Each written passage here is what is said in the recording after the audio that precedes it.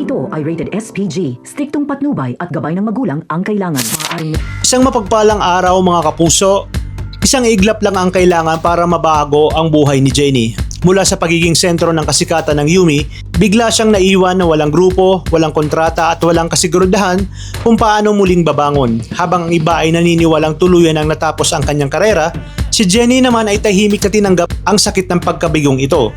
Hindi pa nakontento si Megan, sinadya pa niyang puntahan si Jenny habang nagliligpit ito ng mga gamit sa bahay na dating ipinagkaloob ng Yumi. Paulit-ulit niyang ipinapamuka na wala ng lugar itong si Jenny sa grupo. At ang mas masakit pa dito, maging ang ilang tagahanga ni Megan ay nakisali na sa pag-aalipusta sa dating leader ng Yumi. Mabuti na lamang at dumating si Baste at ang buong tropa at ipinagtanggol ang kanyang kaibigan hanggang sa tuluyan na ngang ring umalis itong si Jenny at bumalik sa kanilang simpleng bahay sa palengke. Habang iniisip ni Jenny na iyon na ang katapusan ng lahat, isang hindi inaasahang tagpo ang nagbigay ng bagong pag-asa sa kanya. Habang tahimik siyang umiiyak sa hagdan, may isang taong marahang tumapik sa kanyang balikat. Paglingon niya, si Ma'am V ang kanyang nakita. Para itong anghel na dumating sa pinakamasalimuot na yugto ng kanyang buhay. Agad siyang kinausap ni Ma'am B at sinabing hindi natatapos ang pangarap dahil lamang sa pagkawala sa isang grupo. Sa halip naniniwala siyang ito ang simula ng mas malaking oportunidad. Hindi na raw kailangan bumalik ni Jenny sa Yumi dahil panahon na upang bumuo siya ng sariling pangalan bilang isang solo artist. Ito rin umano ang matagal ng pangarap ng kanyang inang si Miss Minchi, ang makita ang kanyang anak na sumisikat dahil sa sariling talento at hindi lamang bilang miyembro ng isang grupo.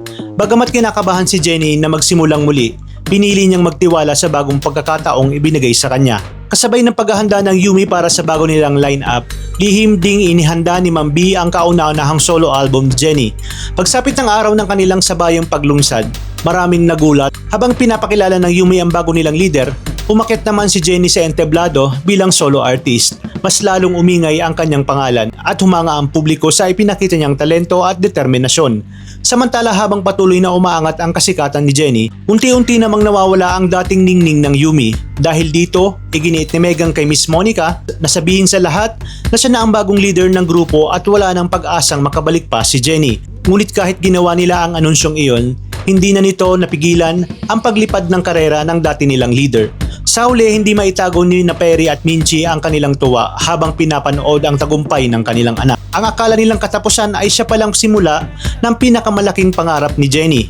At ngayon mas determinado siyang patunayan sa lahat na ang tunay na bituin ay hindi kailanman kayang patayin ng isang kabiguan.